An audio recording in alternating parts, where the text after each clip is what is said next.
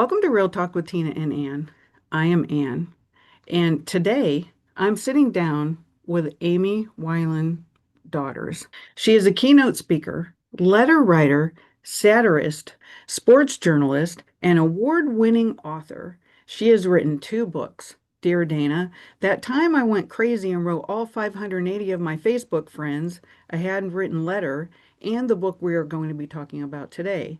You Cannot Mess This Up, a true story that never happened. A laugh out loud, heart tugging memoir about time travel and family secrets, and the complicated, hilarious, beautiful story of going home again.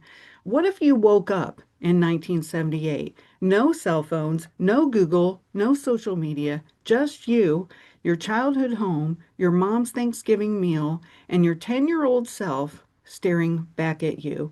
If you've ever wanted to understand your parents a little better, or forgive your younger self, or maybe just relive a simpler time with Fresca and the facts of life, we're going there. So grab your jordacheeans and your Atari because this isn't your typical therapy session. It is Thanksgiving 1978. Amy, I am so glad to have you here today.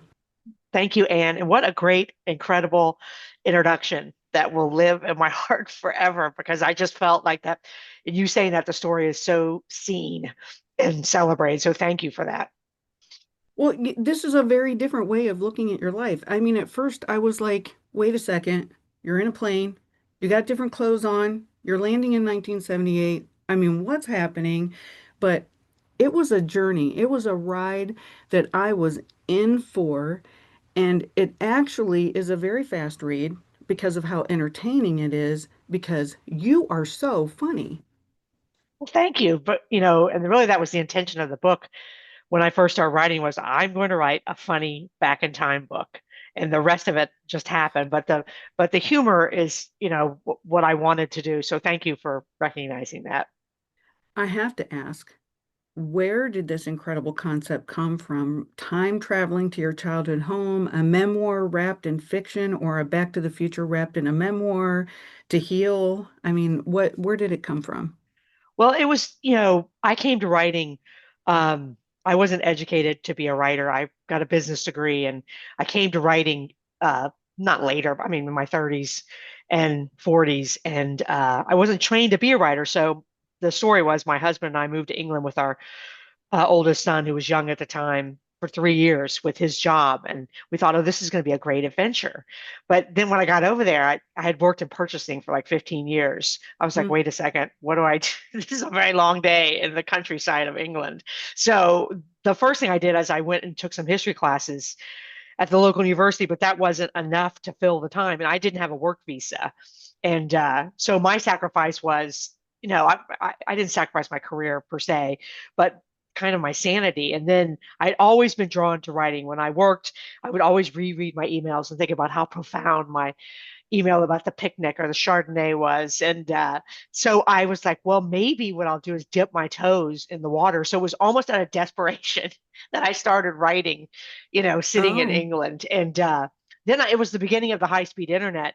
And I was like, mm, wait a second, I can actually sell my words to people. I didn't know that was a thing. And so by the time we got home from England, I was pregnant with kid number two. And I was like, okay. well, I'm not going to go right back to work. So at the end of that pregnancy, once I had him at home, I was like, wait a second, I have a second career here that I could possibly launch.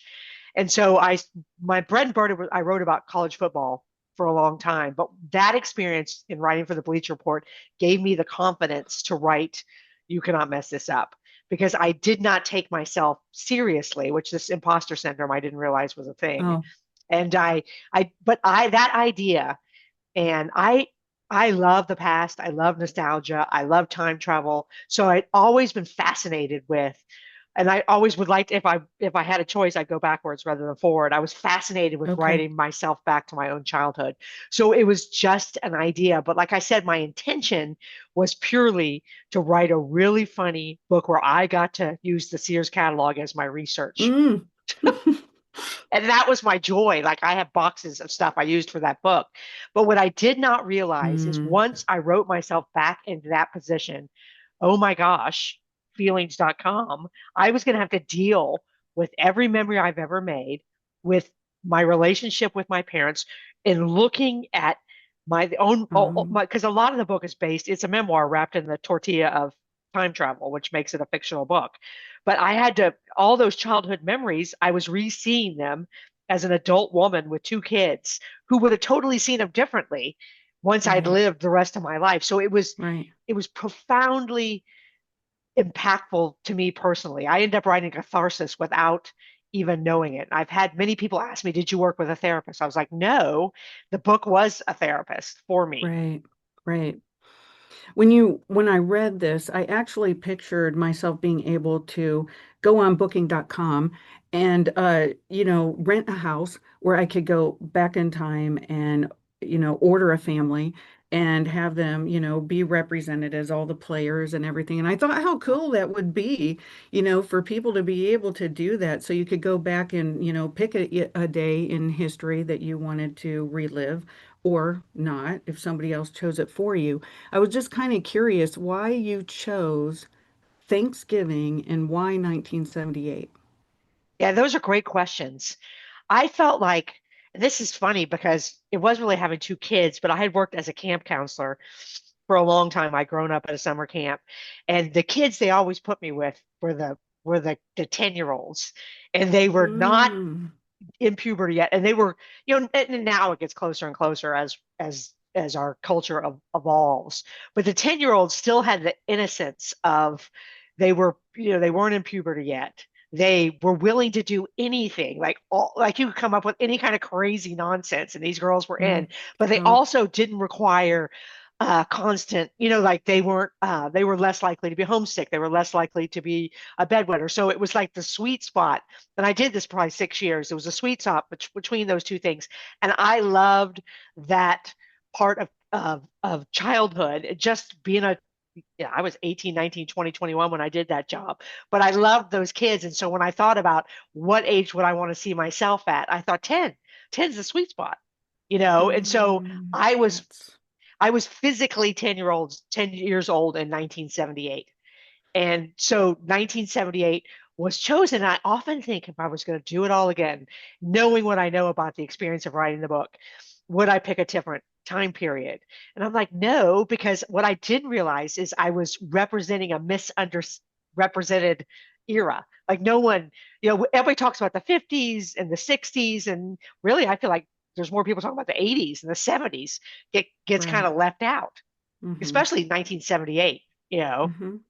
Yeah, unless you're talking about disco or something, Right. I mean, that's all we're known for in the 70s. Right. But the 78 by then we were almost bridging the gap to shoulder pads. We weren't there yet, but it's easy to rope that in, but I'm really proud of that night, and that wasn't intentional on my part. I was just trying to get myself to see myself at 10. That was my whole intention. Yeah, I mean, I was going to ask you what it was like to sit across from yourself while you were writing this book as, you're looking at this 10-year-old self. Did you write from your own memory? Was your own perspective on who little Amy was at 10 years old? Well, and that's another part of the journey that I didn't really expect, because what I did to a lot of the meat of those memories, or the way I wrote it, there was this, we lived in Ohio at the time, and there was this Mm, 1970s resort called, I'm trying to think what the name was. It was in Oxford, Ohio, or outside of Oxford, Ohio. And it was, oh, so 70s. And I had two small kids at the time, so this was a very indulgent process. I locked myself up in this room, and I even went to dinner at night in the 70s dining room with the salad bar and the whole thing. But I took a VCR, I took all the family albums, I took everything I had, and I put myself in this room, and I started, we had 8 millimeter film, but mom had got it put on VCR tapes. And so I ran this stuff and just started watching it. And I got all the photos out and laid them on the bed. And I basically tried to immerse myself in my childhood as an adult woman.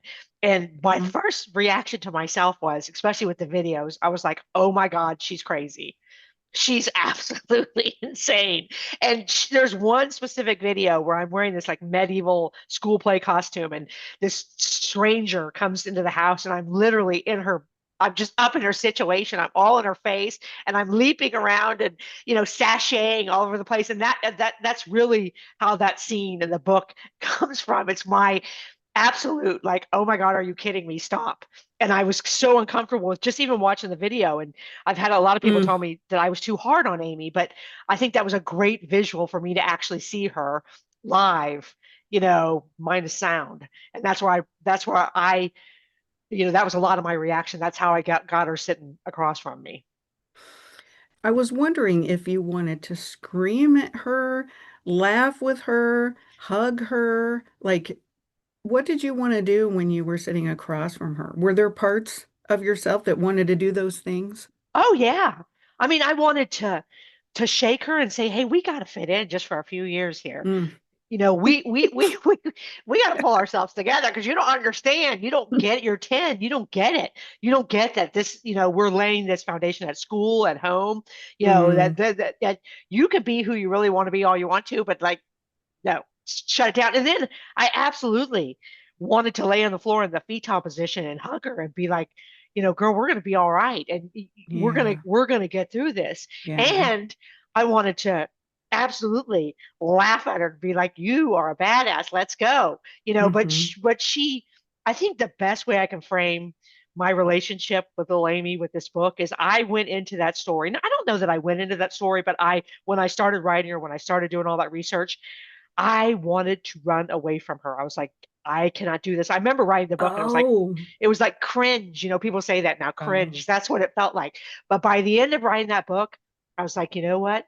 I want to be her because, and I Oh. didn't on purpose. And I think a lot of people can relate this. I didn't do this on purpose, but I lived some of the best qualities of that little girl away just by trying to survive my regular, normal life, but still has an emotional, spiritual component that we have to survive. And so now, probably the biggest gift for me personally, other than my relationship with my mother coming out of this book, is I want to honor that bowl-cutted kid every day for the rest of my life and make her proud because Hmm. she's the best part of me, and I think about her as a separate person a lot. So, Yeah, when you wrote me, I loved how you signed it Big Amy and Little Amy. I mean, that just warmed my heart actually, because I can see you in two different parts. So right. that, yeah, And that the was, and the book gave me her back. And oh, with all her flaws and all my flaws, I mean, we're the same person. And there's such hope in that though, because though she was you I know, love it. she was a freak express. She was the best part of me. She's some of the best parts of me. I also want to ask you though, at 10, this was Thanksgiving in 1978, like we said. I mean, how in the world did you create all the behind the scenes things that were going on? Is that what you thought was going on? Oh, like the parents' Yeah, party. Well, right. my mom and dad, and mainly mom, helped me with some of that. I don't know there was an actual party, but I knew as a kid there was going to be Okay. components of that day that I didn't understand, and some of it, like me looking around realizing mom had cleaned all that stuff up, was just being a mom myself and being like, wait a second, I never even realized this was the real deal for this woman. And part of it was me. Part of the background was me realizing, oh my God, my mom's just trying to survive, kind of bedazzled by it. And the other part was conversations with my brother and sister and my mom and dad, about my grandparents, about conversations that must have happened that have been uncomfortable. Okay. And some of that was, that dining room scene was not an actual memory, but that was a lot of that was drawn from an actual conversation with my mother about the conflict between the grandparents. So those Okay. undertones that I wouldn't have seen, she remembered. I don't know that she remembered them gladly, but that's where I drew a lot of that from. Well, it was her perspective. Right, So, I mean, that's great that you were able to convey that in the book because right. there was so much. And when you went back in time to that exact moment, with the party and the dining room table, like you just said, that scene, I was wondering if you felt the awkwardness, if you remembered it at the table. No, I don't. I remember the conflict between my mother and I remember feeling awkward at certain points, but I certainly didn't connect any of those dots and that's again when I didn't even realize it until I wrote myself back to what that, how much I had missed and then how much had to been going on around me. I mean, I just think of my own children and my own life.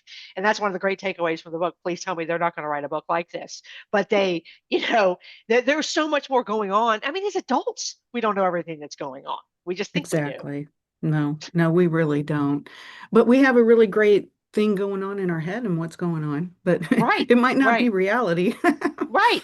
And then this book really, I think this story really asks what is reality and what are It memories does. and what part and like how we retain them, how we recall them, and how they're malleable based on who's doing the remembering.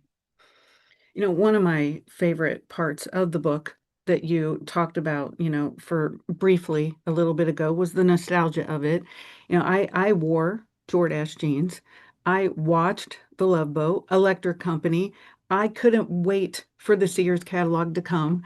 And we also had World Book encyclopedias.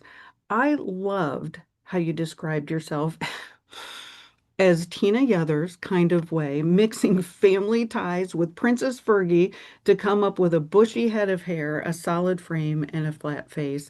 I mean, are you kidding me? It was just so funny. I mean, I pictured this and I laughed out loud.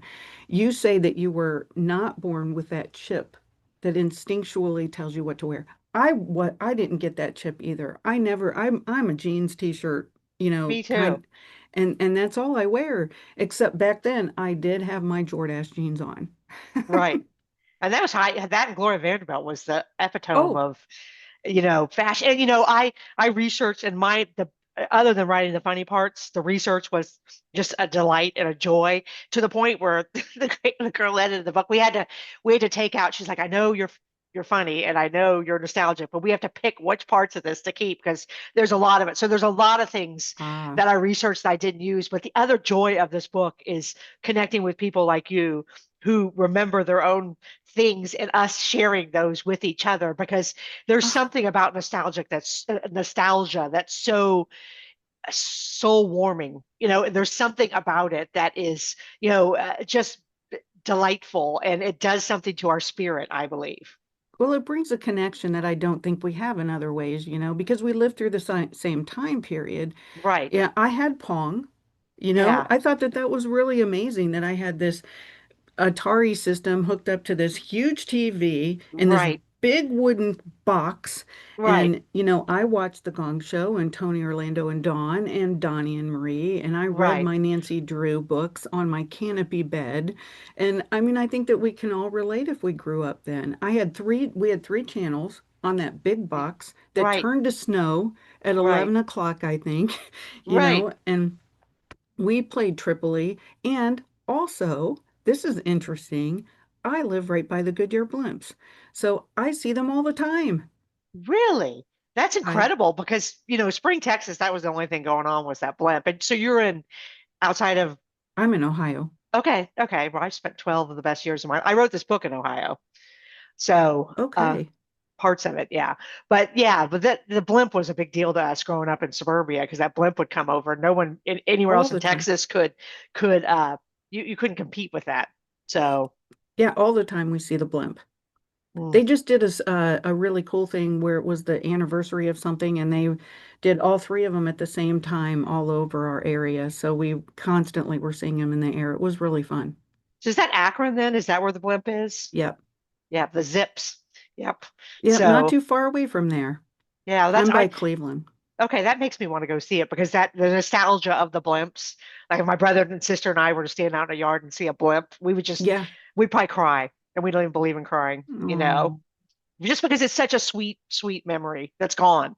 Like the where the blimp place was is a Home Depot now. I think that's in the book. Oh, okay. Yeah, we have a really big hangar about 20 minutes from where I am. Yeah. That's about how far I was from the blimp base in Spring growing up. So, Yeah, so anyway, I had to tell you that because I thought that that was like just a cool thing. And one thing that really stuck out to me was how much our world has changed since mhm. 1978. No phone, no internet. You couldn't Google anything. The only thing that you had was your handy dandy notebook. You know, Right. that's And where, that was, yeah. Yeah. And that just came because I'm always jotting stuff down. As somebody writes, I think I'm just like to observe things. And so the notebook thing I didn't pre-plan. I just put that in her pocket because I felt like she needed it because she was me. And um, Right. but one of my favorite scenes from the book is when I sit down to write little Amy a note before I leave. Mm. And I realize that I'm like going to quote some president or do something really important. Like, Right, and right. the only thing I have going for me is what I can pull out of my head because I can't run downstairs to get the world books because they'll see me, you know. But, and Oh, how fun. I love that part where I'm like, oh my God, I'm just going to have to rely on my own cat-like reflexes here because I have nothing to Google. Like, I cannot Google anything. I'm going to have to say something profound to her that came from my own head and heart. So, I mean, it's really interesting how we made it through school and everything back then, right? right, with the library. Yeah. Yeah, I mean, now people can, even go and chat GPT and have it write their own papers for them if they want to. But I mean, we really had to be really creative on our own. And I think that that helped us. So, Oh, I think it absolutely did. And then there was a slowed down, pace of life that we don't have now. I mean, I realized that too, because yes. I drive through the neighborhood and there's all those children playing outside and there's all those adults outside. Well, now, I mean, you go anywhere, even when the weather's nice and everyone's inside. Yeah, because they're all gaming and things like that. And another thing that you mentioned was how we can just Amazon something and really quick, and we can Right. have it right now. But we would have to wait for weeks for things. We never knew when our present or whatever it was going to come in the mail. And then there was the finding of things. Now you still have to search for certain things, but when you got something that somebody really had to make an effort to get, I like the Hmm. scene in the mall and it's in Houston. And little Amy wants a Washington Redskins helmet. And I realize they're the Yeah, Washington Commanders now, but they, but that would have been something really difficult. The guy asks, "Oh, are you yeah, shipping it to someone somewhere else?" I'm like, "No, where's the internet? We would right. never do that in a million years. I mean, that's ridiculous." And yeah, but it's also that whole of a gift being special has been compromised by Oh, the ease in hmm. receiving things. But I think that it's those small things that we have given up in the name of so many good things, but we don't even know we're missing things. And I think that's why time travel stories, Mm. are important, not just mine, and I think that's probably one of the reasons I'm drawn to them.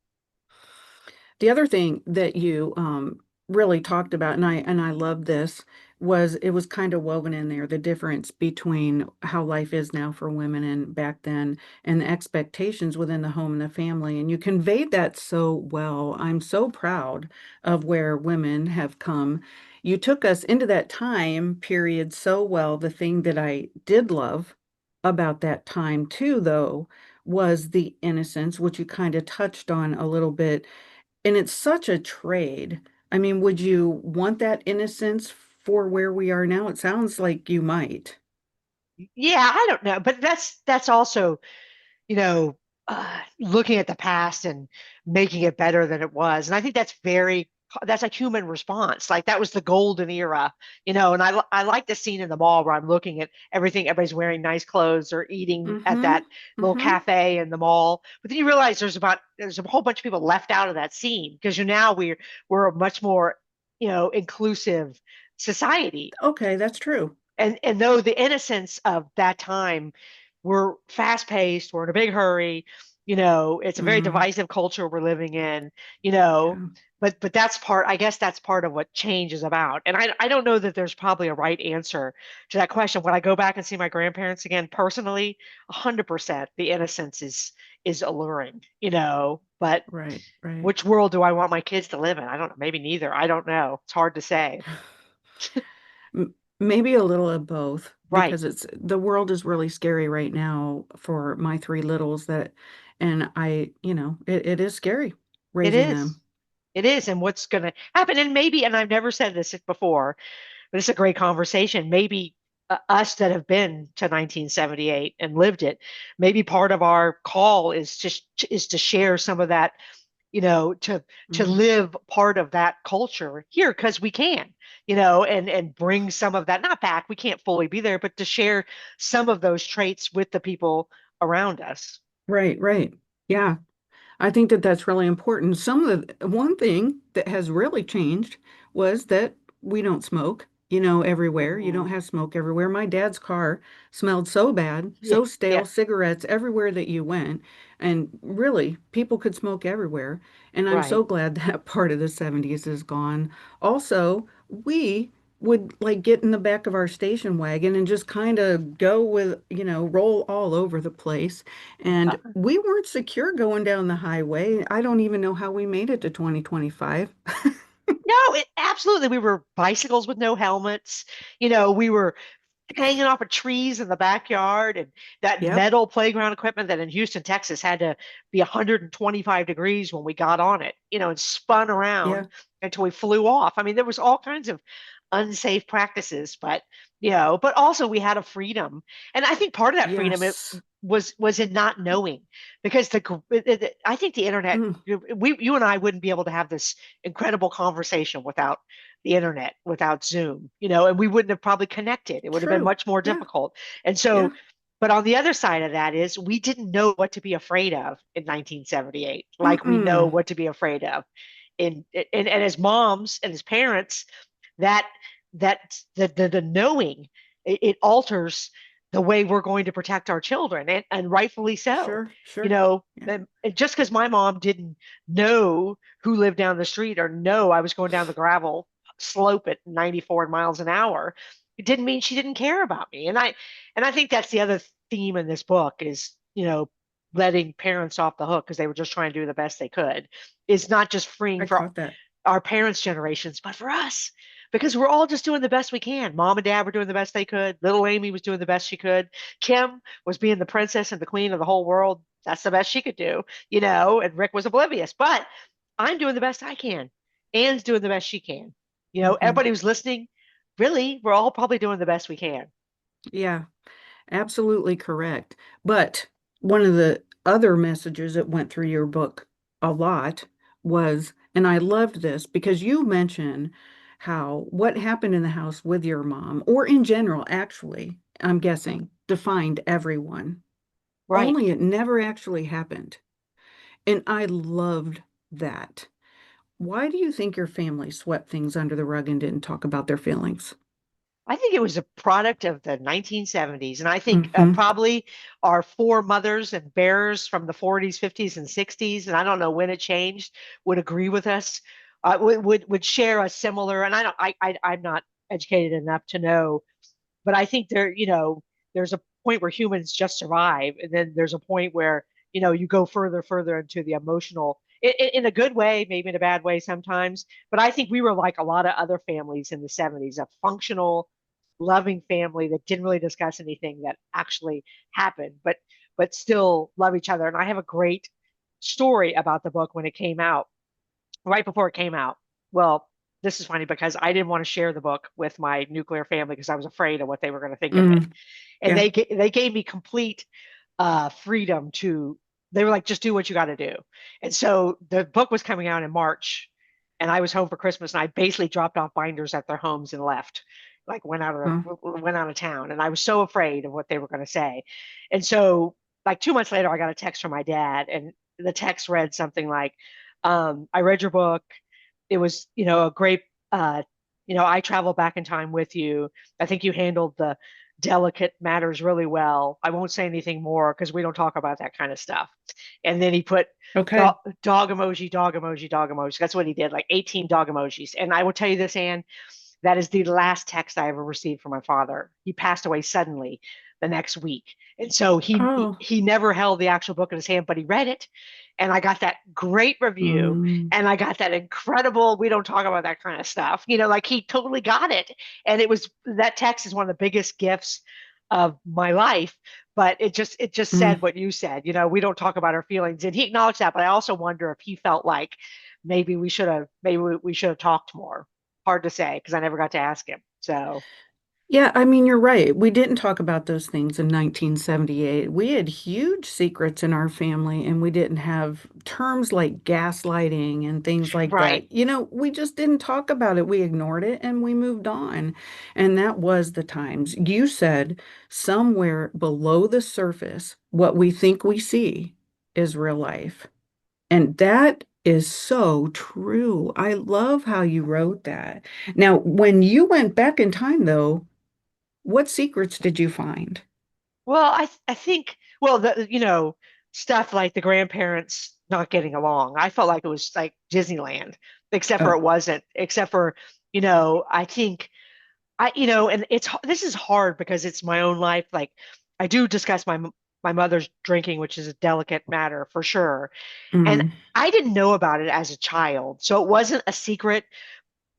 But when I looked at it through the eyes of an adult and saw my younger self, especially as a mother, I mm, think I unlocked secrets about how we dealt with it and how it impacted us all mm, as adults and how it impacted my mother.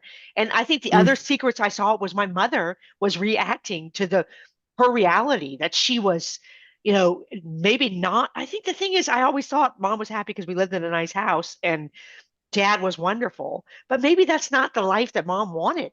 I mean, no one asked mom, she just went along with she grew up in the 50s. She went along with the program more than I went along with the program. I went along with the program less. My kids will go along with the program less, and their kids, no telling what they're going to do. There'll be no program. But I think that was those, the secrets were more nuanced.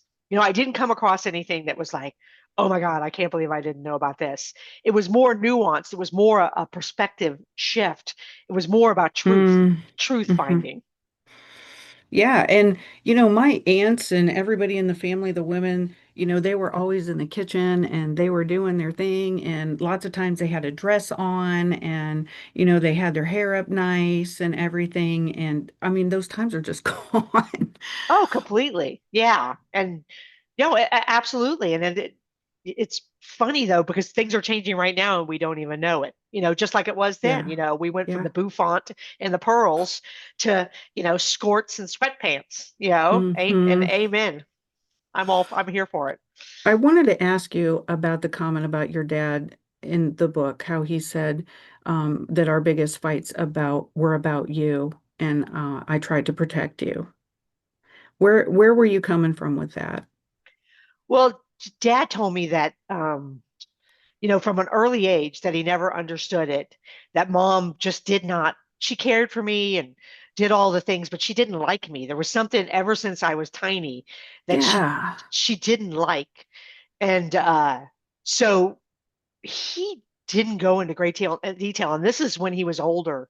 He was in his 70s when he told me that. And I wrote the exact truth. He told me that in a room in Ohio with our dog running past and my younger son. And so we didn't discuss it anymore. But I know that things happened.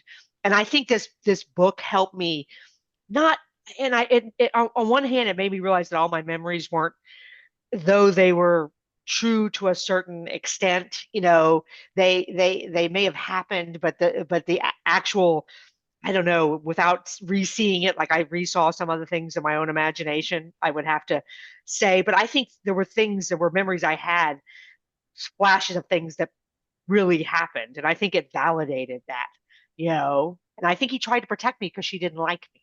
I think she tried to protect me because that it turned physical sometimes. Oh, But the book was a careful tiptoe down the, tightrope of my mother's still alive now. I don't want to, I want to say this is my truth and this is my story, but I also want to have a relationship with my mother. And I think that is such a very common thing. And it was tricky, made the writing the book tricky. And I think that's why he said you handled the delicate matters well.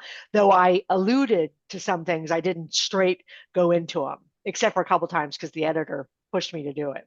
I think that you're touching on something that was really big back then because I had the exact same experience with my mom, and that appearance was very important. Hmm. And make sure your shirt is tucked in. Oh, look at you. You can't go out of the house looking like that. And everything had to appear perfect on the outside. And little Amy didn't appear so perfect. And Yeah. I mean, you went out in public and you might have ruffled some feathers or say, she might be afraid that you're going to say or do something that you weren't supposed to do and represent the family in a way that she didn't appreciate. And I know that I was kind of like that too. I was, went against the grain, I guess you could say. And so, she wasn't my mom too, resorted to physical with me. And I think that that's some of the things that they just did back then, and times have changed. I mean, now you can't even hit your kid, even like a SWAT sometimes, and it's, oh, it's abuse. So, I mean, things have really swayed the opposite way. But I think that appearance doesn't matter as much as it used to. Right. And it's back to the pearls and the dress and the updo to serve dinner at the end of the evening. It's that same thing, that pressure was put on the child that had been put on the mother to go Yes. out, and my grandmother in the book, my maternal grandmother, is a perfect example because she wanted everybody to look like they were supposed to. And I think I saw in writing the book that part of my mother's reaction to me, she was just trying to survive. I think mom loved me, but she didn't know what to do with me because she was trying to fit in this box so she could just go to the next day. And that didn't make what she did right, but she was literally just trying to survive. And it reminds me of Facebook and Instagram now. Like now we're just trying to make it all perfect there. That's the realm where everything still has to be perfect. So we think we've gotten better, except for everybody filtering their pictures and their lives. It's really the same thing, Yeah, but yeah. it's electronic as opposed to personal. But I think you're right. I think our mothers, in the context of the time period of this book, were brought up in the 50s by mothers who were born in the 30s, and they expected a certain level of perfection. And Hmm. but there's things that can bubble in a sinister way underneath the, you know, canopy of perfection, which is, it cannot be achieved by human beings. No, it was a very difficult time to grow up, I think, in an unspoken way. And we just did what our parents told us to do. And but little Amy kind of went against the grain a little bit and did what she wanted to do, and that's fine. But I think that your mom was trying to stifle the very creative part in you. You were a very creative child. Right. And I actually think that mom probably sees that now. But again, I think it's a balancing act. Some of the stuff that happened shouldn't have happened, but I do think Sure. that there's a lot of grace for her though, because she was trying to do what she thought she had to do. Now, would she go back and redo the whole thing? Maybe she would, but there's parts of my parenting, parts of my whole life I would go back and redo if I could, because some of it I Oh, just flat out messed up. yeah. And Mm. I apologize for that. But also, that putting it in that lens makes me look at my mother in a different light, and I think that one of the powers of the story for me personally, again, was in the sharing of it, and then it being in book form. I mean, it makes you kind of own it, and I think that's a great, There you you go. know, that is a good takeaway, and it also reminds us that, you know, regardless of how exceptional we feel like our life story is or isn't, whether it's going to be on the Today or show or Good Morning America or not, it matters. These Yeah. stories matter. These Yeah. these emotions matter. This stuff that got put under the rug matters. And it doesn't matter that it matters to all of Facebook or the rest of the world. It matters Mm. to us and the people who care about us. And it matters enough to have the conversation. It matters enough to imagine ourselves in the same situation as Big Amy was. And I think that's really important. One of the things that you did that I loved, and I regret that my dad had passed away when I was 11. So I never got to So have, sorry. yeah, I mean, it was a really huge loss in my life for, he didn't walk me down the aisle. He wasn't around for me to get to know him as an adult and have any adult conversations with him, really. And I loved that you, in this book, sat across from your grandparents and had these adult conversations with them. What was that like? Oh, it was, one part magical to imagine that I could have that conversation, that I could be in a physical realm as an adult person. And it's one of the most emotional parts of the book. And I think for a Mm. lot of readers, it was one of the most emotional, relatable parts of the book because you don't know I mean, we all say this, it's such a relatable part of life, but they're going to be with us only a short time, the grandparents, and then they're going to be gone, and we regret all the questions we never asked them for the rest of our lives. It's such a part of the human experience, that generation one up from ours. It is such a part of all of our human experience, but to get that opportunity, even just to have the opportunity to write it, was so emotionally satisfying because Yeah. there's a part of this book that I feel like was real. it was real because I wrote it and the emotional experience I had. And I had no idea that I would have that kind of satisfying. And the dog for me was so emotionally satisfying because, Cecil? yeah, oh, thank you for remembering his name. But and then for me, when I had the conversation with myself, my younger self in the bedroom, those are probably the 3 points in the book that are so emotionally satisfying, even though they didn't actually really happen. They changed me. Yeah. There were times that I had to remind myself that this wasn't real. This was Wow. like a fiction that you went back in time because it felt so real. I wanted to ask you about your siblings too, because I mean, there were a lot of dynamics that were going on with you as kids and as adults. So, did you understand your siblings a little bit better after writing this book? Yeah, and I think one of the things that I understood the most, well, first of all, I got this rare opportunity to, when I wrote them as children, I remembered them from the pictures and from what I remembered of what we did. But seeing their adult selves in their imagined child selves was really, again, satisfying and wonderful.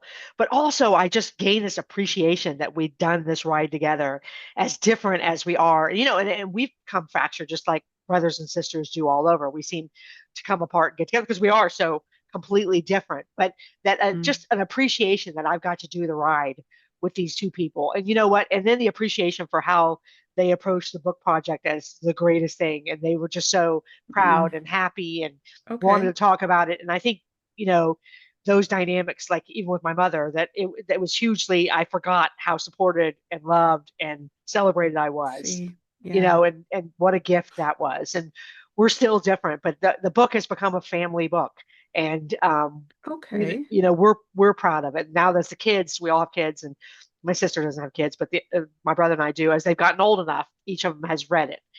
My son, he's a freshman at LSU, he just read it. He just listened to it on his way home from school for the first time, you know. Okay. So, yeah. That's so cool. Well, I believe that you are right in the book when you say that three people can be raised in the same household and come out with completely different memories. And we all have different experiences with the same parents and talk about three different people raised together in the same home, you three. And one of my favorite parts of the book that you kind of touched on earlier when you went to the mall and you took each of you shopping, including yourself, shopping, you took each of you to be able to go to the store they wanted to get the things that they wanted to have the experience that they wanted to. Why did you choose what you chose for each of them? And I'm really curious why you chose what you did for yourself. Right. Well, I really tried to be true to what I thought each person would want based on what I remember they wanted, and then, of course, based on what I know they want now. But that whole scene was written because, and I hate to give her credit, my sister, Kim, who doesn't have any children, she, every time one of our kids has a birthday, she takes them to the store they want to go to and she buys them what they want. So that was totally a tip of the hat to my sister. That's what Okay. she does. And so that was the inspiration for that. And then plus it got me in the mall longer and I liked the whole mall scene. I loved the nostalgia and the differences, and that the mall in the 70s was about the greatest thing that Oh, could ever happen to you. yeah. And so I wanted to write that. But the things that Kim selected the K stick pen because hers was going to be all about fashion, and in going through the Sears catalogs I had forgotten about the stick pens, and I knew she would want whatever it was the thing, and that was the thing in 1978. Okay. And Rick loved Star Wars, and Mm, actually mm. in a Houston newspaper, that was an actual ad: meet Chewbacca at the Greens Point JCPenney or Oh, whatever it how was. fun. So I wrote that in based on fact. That was part of my research. And then so we did that. And then mine, those things are true about me. And unfortunately, I like processed meat logs and fake cheese. And Hickory Farms. I always wanted to go to Hickory Farms. And that's a lot of people's favorite scene. I always wanted to go to Hickory Farms as a kid and I never went. And then I love football. I ended up writing about football and I didn't see that at the time. And I would have completely been up in the helmets and the bumper pool tables. And I love so it. I wrote that whole thing true. All those things that we selected were true to who we are as kids. And I actually got Kim and Rick for Christmas after the book came out, I got them the items they got at the Oh, mall as and my brother got me a big meat log, so the yardo beef. So there you go.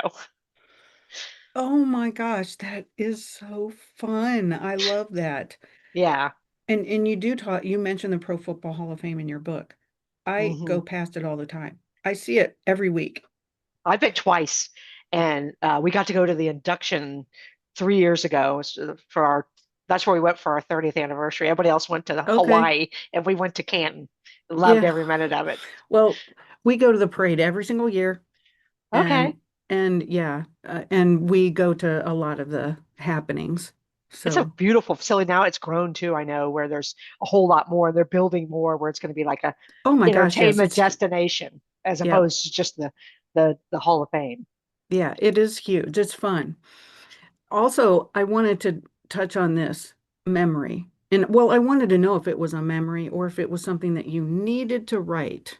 And that was about the Bonanza scene.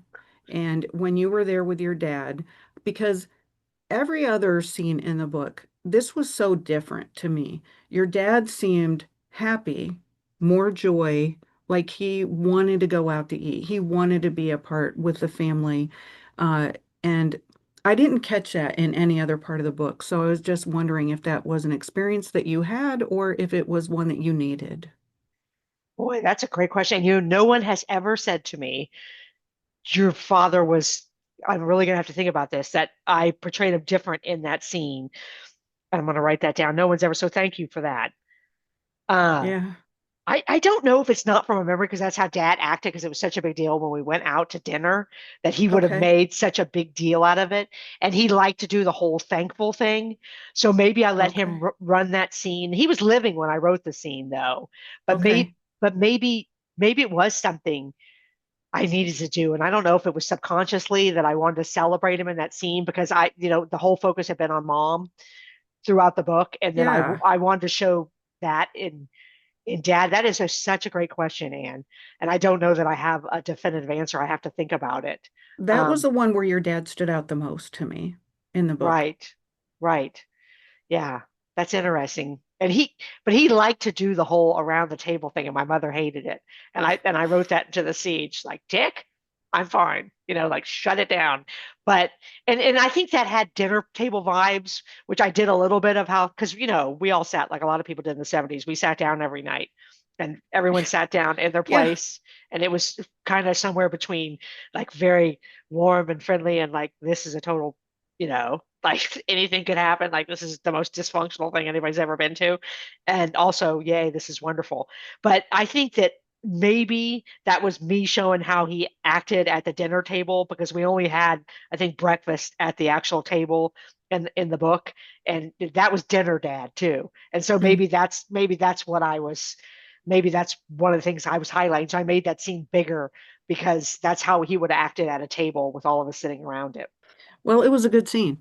Thank you. And it also made me realize how expensive things are today versus $14 for a meal. Right.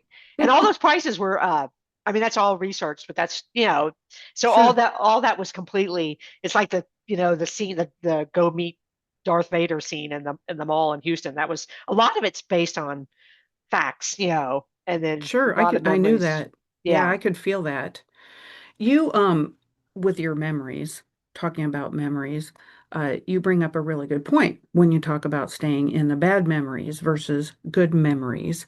And where do you find yourself most of the time?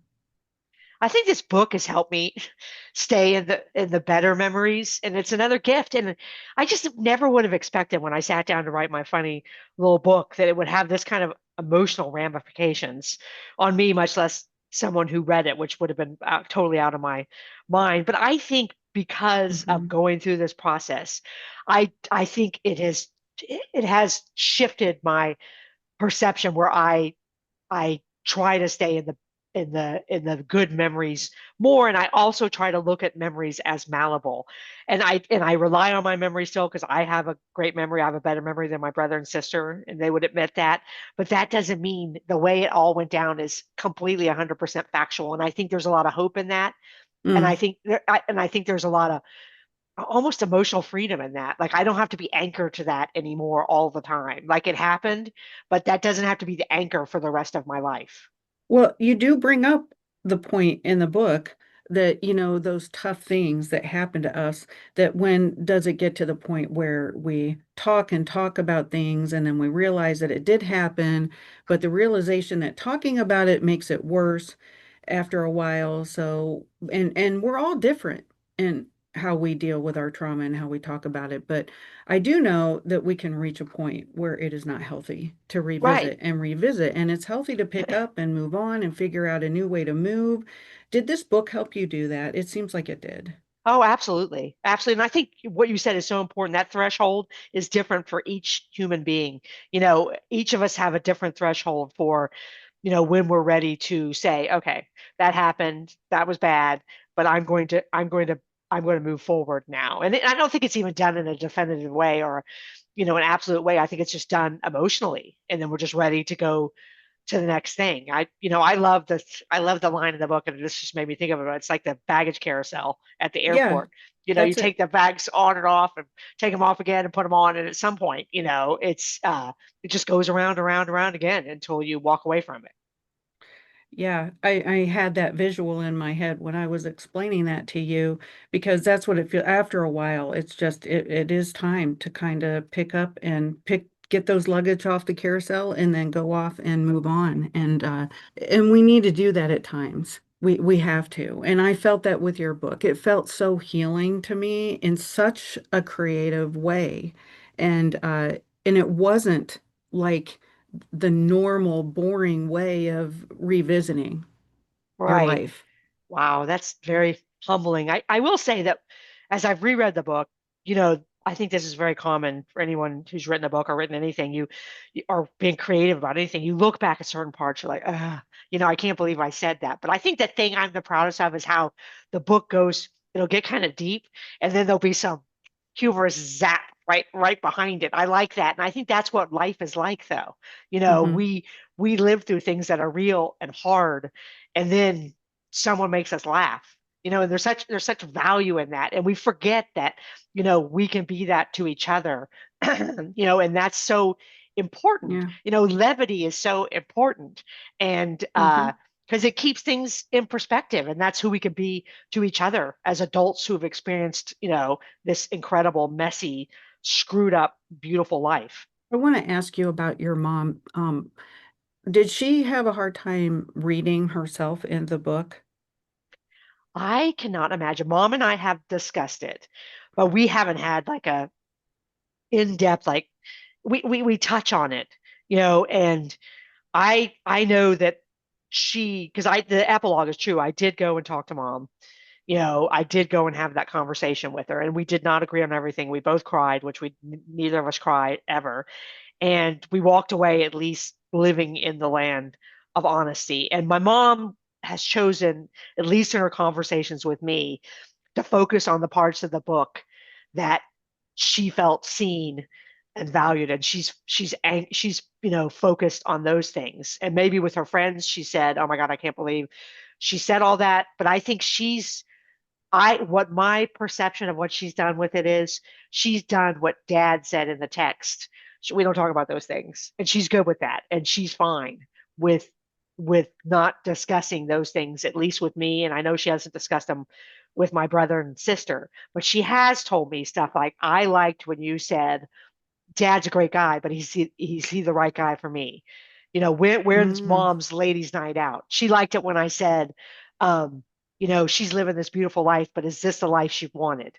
She liked when I said mom wanted to be a writer, but she didn't have the opportunities that I did. Because I think mom saw herself seen as a woman and as this, amazing individual who was captive to her time period, which was absolutely the truth. And I think she liked having her mother being seen as this negative force, you know, in this backhanded kind of way in her life. And I think she's chosen, at least with me, to focus on those things.